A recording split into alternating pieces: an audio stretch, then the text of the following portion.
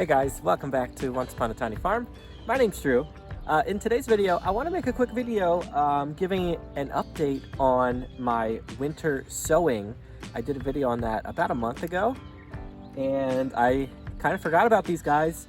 After I put them together, planted the seeds, I just left them outside, like I showed you in that video, and I was just checking on them the other day, and just wanted to show you how everything's going. So I'm going to turn this camera around and show you what has come up and what hasn't. So one thing I realized, well, a lot of these containers are probably going to be their last use, but I wrote in like marker on a lot of these things, and it's really hard to tell what I planted. But this one was yarrow, and I just left this outside covered like this, and the yarrow is growing. So it must have maintained enough moisture. It looks like it's very recently started to sprout and grow. So I've got some yarrow here in this container. Right here in this container, this was delphinium. And I was looking at this the other day. I thought I might have seen one or two green things start to sprout, but I can't really see it right now. I think this one didn't have enough holes in the top to get a lot of like rain and moisture in here, but delphinium just might be a slow grower, so I'm just gonna close this. Actually, you know what, it's raining, I'm gonna let it get some rain. Over here, this one is carnations, and never had carnations before, but this one grew really well.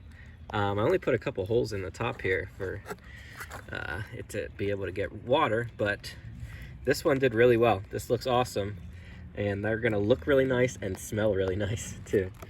What else do we got here? Let me see if I can read. I think this is Rudbeckia. Yeah, and I don't see anything in the Rudbeckia, so maybe this needs some warmer temperatures. Might just end up putting this guy in the greenhouse.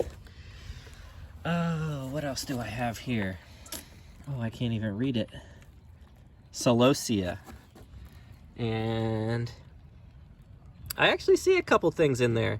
The soil looks a little dry, but we definitely have some things that have sprouted in there, so that's cool. Got some celosia. This is another oh, this one says daisy.